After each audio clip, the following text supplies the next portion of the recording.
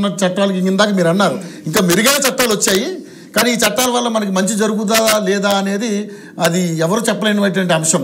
So నిజంగానే ఒక న్యాయవాదిగా మరి నిజంగానే ఇటువంటి చట్టాలు కఠినతరంగా ఉన్నప్పటికీ జరుగుతున్నాయి. ఇందాక మేడం ఒక మాట అన్నారు, ఎవడైతే శిక్ష పడి జైలుకి వెళ్తున్నాడో వాడు బెయిల్ మీద వచ్చేస్తున్నాడు హ్యాపీగా.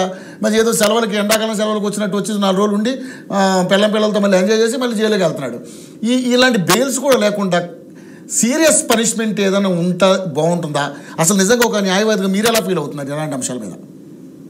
చట్టాలు చాలా బాగున్నాయండి, స్ట్రింజెంట్ లాస్ ఉన్నాయి, ఇంప్లిమెంటేషన్ ఇంపార్టెంట్ కదా, మోర్ ఇంపార్టెంట్ కదా, మోర్ ఇంపార్టెంట్. అదే మరి అదే డ్రాఫ్ట్ ఆఫ్ ది యాక్ట్స్ కదా. అవును, రైట్.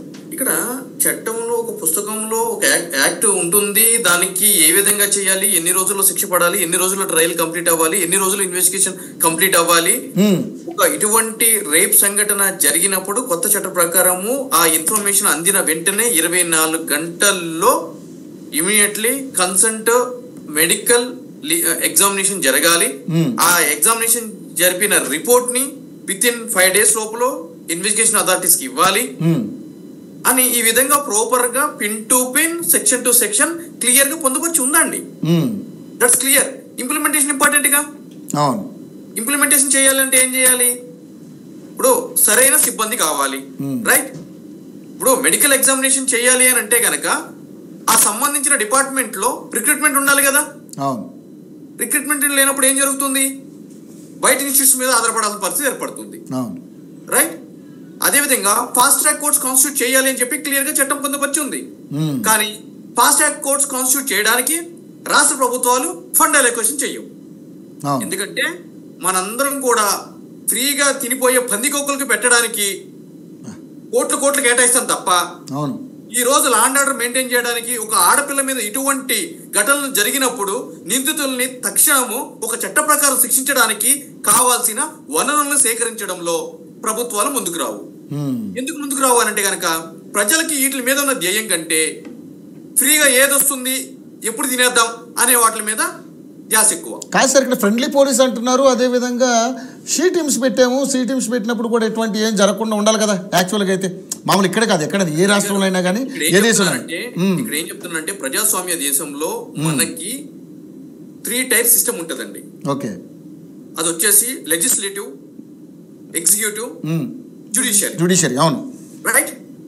లెజిస్లేషన్ లో మనకి చట్టాలు రూపకల్పన జరుగుతుంది, చట్టాలు చేయబడతాయి. వాటిని ఎగ్జిక్యూట్ చేయాల్సింది ఎవరు? ఐఏఎస్లు, ఐపీఎస్లు, కింద ఉన్న ఎవరైతే కనుక ఉంటారో అధికారులు, వాళ్ళందరూ, రైట్? వీళ్ళ పని చేయకపోతే అప్పుడు జ్యుడిషియల్ రోల్ అనేది తెర మీదకి వస్తుందండి. అవును, ఓకే. సో అందుగురించే డిక్లేర్ అని చెప్పని అడుగుతాం మనం ఎప్పుడు కూడా కోర్టుని. To declare the said action అని చెప్పని అడుగుతాం, యాజ్ ఇల్లీగల్ ఆర్బిటరీ అని చెప్పని అడుగుతాము. ఎందుకంటే ఆ చట్టం ఈ విధంగా చేయబడి ఉంది, కానీ వీళ్ళు చెయ్యట్లేదు, కాబట్టి వాళ్ళు చేసేది చట్ట వ్యతిరేకం అని చెప్పి మీరు డిక్లేర్ చేయండి అని చెప్పి మాత్రమే కోర్టును అడుగుతాము, రైట్? అన్నీ ఉన్నాయండి. కాకపోతే ఛార్జ్ షీట్ వేసిన తర్వాత జరగాల్సిన ట్రయల్ ఏదైతే ఉంటుందో ఆ ట్రయల్ జరగాలి అని అంటే కనుక ఈ రేప్ కేసుల్లో కానీ, ఈ సిబిఐ కేసుల్లో కానీ, అదేవిధంగా చిన్నపిల్లల మీద జరిగే నేరాల విషయంలో కానీ ఒక స్పెషల్ కోర్ట్స్ కాన్స్టిట్యూట్ చేయాలి అని చెప్పి క్లియర్ గా చట్టం ఉంది. లాంగ్ బ్యాక్ దాన్ని చట్టాన్ని తీసుకుని వచ్చారు. కానీ ఇప్పటి వరకు కూడా దౌర్భాగ్యం, ఇప్పటి వరకు నాట్ ఓన్లీ కలకత్తా అండి, even Telangana also special courts constitute చేయలేదండి. మరి చేయలేనప్పుడు ఏం జరుగుతుంది? ఉన్న కోర్టులకి స్పెషల్ కోర్ట్స్ కింద ఎడిషనల్ పవర్స్ ఇస్తున్నారండి. రెగ్యులర్ కేసులు చూడాలి జడ్జి గారే, అదే విధంగా ఈ స్పెషల్ కేసులు కూడా చూడాలి. ఏం చూస్తున్నప్పుడు బర్డెన్ పెరుగుతుంది, డేట్లు పెరుగుతాయి, రైట్? ఈ కేసు ఇన్వెస్టిగేట్ చేసిన అధికారి దీని తర్వాత ఈ 5 సంవత్సరాల్లో ఇంకొక 40 కేసులు ఇన్వెస్టిగేషన్ చేస్తాడు. ఇదే అధికారి ఈ కేసు ట్రయల్ ఎప్పుడు వస్తుంది? 6 సంవత్సరాల తర్వాత, 7 సంవత్సరాల తర్వాత, ఎప్పుడో ఇక దేవుడు అరుగు అప్పుడు వస్తుంది, చెప్పలేం కూడా. 10 సంవత్సరాల క్రితం కేసు ఇన్వెస్టిగేట్ చేసిన అధికారిని 10 సంవత్సరాల తర్వాత విట్నెస్ బాక్స్ లో కూర్చోబెట్టి ఆ రోజు నువ్వు ఏం ఇన్వెస్టిగేషన్ చేసావని చెప్పి నాలాంటి ట్రయల్ చేసి ఒక అడ్వకేట్ అడిగితే ఏం గుర్తుంటుంది కేసు గురించి? చెప్పలేడు. ఆబ్వియస్గా ఏం జరుగుతుంది? ఎక్విటల్ జరుగుతుంది. ఎందుకంటే fair trial is right for the accused, అంటే anyone, and a person is innocent till his guilt is proved, constitution చెప్తుంది. ఎందుకంటే ఇక్కడ కూడా మనము తొందరపడి ఎవడో దొరికితే వీడు నిందితుడు అన్నప్పుడు తీసుకొచ్చి చంపేశాం అనుకోండి, నిజమైన నిందితులు పారిపోతారు, తప్పించుకునే అవకాశం ఉంటుంది. ఎగ్జాక్ట్లీ. ఇప్పుడు మన విజయవాడ అయేషా కేసు ఇప్పటికీ తెలిసిందే కదా. అవును, నిజంగానే పాపం ఆ అబ్బాయిని పట్టుకుని చాలా రోజులు హింసించేశారు, తెలిసిందే కదా. అదే విధంగా దిశ ఇన్సిడెంట్ లో కూడా ఇప్పటికీ ఎన్నో అనుమానాలు ఉన్నాయి. వేరే వాళ్ళు ఉన్నారు, వాళ్ళని ఎన్కౌంటర్ చేశారు. తెలంగాణలో జరిగిన ప్రత్యుష కేసు, ఎస్ ఎగ్జాక్ట్లీ. అక్కడ Preethi Sugali case, hurried justice is buried justice అని చెప్పి కూడా ఉందండి, సెకండ్ ప్రిన్స్ ఆఫ్ లా. అందుగురించి ప్రాపర్ ట్రయల్ జరగాలి అని చెప్పి మనం అంటాము. ఎందుకంటే మనుషుల యొక్క ఆవేశాలతోటి కోపాలతోటి మనము కేసుని చూడకూడదండి ఆ దృష్టితోటి. ఇప్పుడు ఒక లీగల్ ప్రాస్పెక్ట్ లో ఒక ప్రాపర్ ట్రయల్ జరిగిన తర్వాత మాత్రమే ఆ కేసులో ఏం జరుగుతుంది అని చెప్పి మనం చూడాలి. ఎందుకంటే ఇక్కడ ఇన్వెస్టిగేషన్ లో సిడిఆర్ అనేది most important, call data record. సరే నిందితులు తప్పించుకుని పారిపోయారు, సిసిటీవీ కెమెరా ఆఫ్ చేశారు అనుకోవచ్చు. ఆ టవర్ లో ఆ టైంలో సెల్ ఫోన్ సిగ్నల్స్ ఉంటాయి కదా, ఎవరు మాట్లాడారు దాన్ని అనాలిసిస్ చేస్తే సరిపోతుంది. మేడం ఫోన్ కూడా మిస్ అయిందని సిబిఐ గూగుల్ టేక్అవుట్స్ తీసుకుని ఏం జరిగింది అని చెప్పి క్లియర్ గా చెప్పడం జరిగింది. ఆ సిటిఆర్ ని గూగుల్ టేక్అవుట్స్ తో కంపేర్ చేస్తే అసలు ఎవరు సస్పెక్ట్స్ ఉన్నారో అనేది మనకు క్లియర్ గా తెలుస్తుంది. అదే విధంగా ఆ బాధితురాలు ఎవరైతే కనుక చనిపోయిన వ్యక్తి ఉన్నారో ఆవిడ బాడీ మీద ఇంజురీస్ ఉన్నాయి. సో వాళ్ళ యొక్క బ్లడ్ ఒక డిఎన్ఏ తీసి ఇక్కడ కంపేర్ చేస్తే క్లియర్ గా తెలిసిపోతుంది. సో అంటే ఇవన్నీ జరగాలి. ఇప్పుడు కూడా ఫ్రెష్ గా ఏంటి అంటే కనుక ఒక 5 డాక్టర్స్ కి సిబిఐ నోటీసులు ఇవ్వడం జరిగింది ఈ కేసులో, వాళ్ళ యొక్క పాత్ర ఉంది అని చెప్పి. ఈ రోజు ఇవ్వడం జరిగింది, ఒక 4 hours బ్యాక్. సో అంటే ఇంటి దొంగలు కూడా ఉన్నారు దీంట్లో.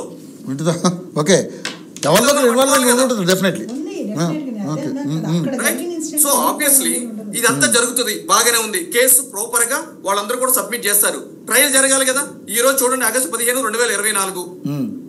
నెక్స్ట్ August 15, 2025 గురించి మనం మాట్లాడుకుందామండి. డేట్ నోట్ చేసి పెట్టుకోండి, ఈ వీడియో సేవ్ చేసి పెట్టుకోండి. న్యాయం జరుగుతుందని చూద్దాం, జరగదని నేను చెప్తున్నాను బీయింగ్ అండ్ ప్రాక్టీసింగ్ అడ్వకేట్ గా. నేను అదే అడుగుతున్నాను లాయర్ గారు మిమ్మల్ని, ఎందుకంటే జరుగుతుందని. ఒక నిమిషం మేడం మాట్లాడు. పెద్ద ఈ దేశమనే కాదు, ప్రపంచవ్యాప్తంగా మీరు చూస్తే స్టూడెంట్స్ కదిలినప్పుడు ఎప్పుడైనా కూడా చాలా పవర్ ఉంటుందండి. స్టూడెంట్స్ ఒక ఉద్యమం లాగా వచ్చినప్పుడు పెద్ద ఇవే మీకు అస్సాంలో చూడండి, ఎక్కడైనా చూడండి, students if they are part of a movement big changes come quickly. నాకు ఆ నమ్మకం. కేసులో కూడా చాలా బలమైన మూవ్మెంట్ వచ్చింది మేడం, కానీ మనకు తెలుసు కేసు ఏమైందో లేదండి. దీంట్లో వస్తుంది చూడండి, మీరు దీంట్లో వస్తుందని నమ్మకంగా ఉన్నారు. చూద్దాం, నిజంగా వస్తే నిజంగా అంటే నేను కూడా చాలా హ్యాపీ, అందరూ హ్యాపీ. అవును, ఎందుకంటే రేపొద్దున మళ్ళీ ఇంకొక మహిళ ఇలాంటి పరిస్థితిలో రాకుండా మనం ముందుగా అడ్డుకట్టేసినట్టు అవుతుంది. నిజంగా అందరూ హ్యాపీ ఫీల్ అవ్వాలి. నిజంగానే మీరు ఇందాక బాగా చెప్పారు, కరెక్టే. ఇది August 15, 2024. 2025 కల్లా నిజంగా న్యాయం జరుగుద్దా లేదా అనేది నిజంగా చెప్పలేము. కాకపోతే మేడం ఏంటంటే ఓకే సరే, నిజంగానే హ్యాస్టేషన్స్ వల్ల కొన్ని జరిగినవి కూడా ఉన్నాయి కాబట్టి ఆ కోణంలో తను కూడా అన్నారు. సో చూద్దాం ఏం జరుగుతుంది అనేది. సార్ ఏమండి, అదే జరగాలి అనుకోవాలి, న్యాయం జరగాలి కదా. నరేష్ గారు ఫైనల్ గా మరి నిజంగానే ఇటువంటి వాళ్ళని ఏం చేస్తే, ఒక నిజంగా దొరికితే వాళ్ళు ఏం చేస్తే బాగుంటుంది అనుకుంటున్నారు మీరు? రవి గారు, చట్టాలలో ఎంత కఠిన, ఒకవేళ ఎవరైతే కల్పిట్స్ ఉన్నారో వాళ్ళు దొరికితే వాళ్ళ మీద ఎటువంటి యాక్షన్ తీసుకుంటే బాగుంటుంది అనుకుంటున్నారు? నరేష్ గారు వినపడుతుందా? అనిపిస్తుందండి. ఒకవేళ దొరికితే నేను ఏమంటున్నానంటే కనుక ఇన్వెస్టిగేషన్ క్లియర్ చేసి వీళ్ళు నిందితులు అని చెప్పి అభియోగ పత్రం వాళ్ళ మీద దాఖలు చేసినప్పుడు ఇమీడియట్ గా ఒక ఫాస్ట్ ట్రాక్ కోర్ట్ లో ప్రాపర్ గా ట్రయల్ జరగాలి అని అంటున్నాను. ఆ ప్రక్రియ 6 నెలల్లోపు కంప్లీట్ అవ్వాలి. ప్రాపర్ ట్రయల్ వాళ్ళకి పూర్తిగా అవకాశం ఇచ్చిన తర్వాత, ఆ ట్రయల్ జరిగిన తర్వాత వితౌట్ సెకండ్ థాట్ ఇమీడియట్లీ వాళ్ళని హ్యాంగ్ చేసేయాలని చెప్పి నేను చెప్తున్నానండి.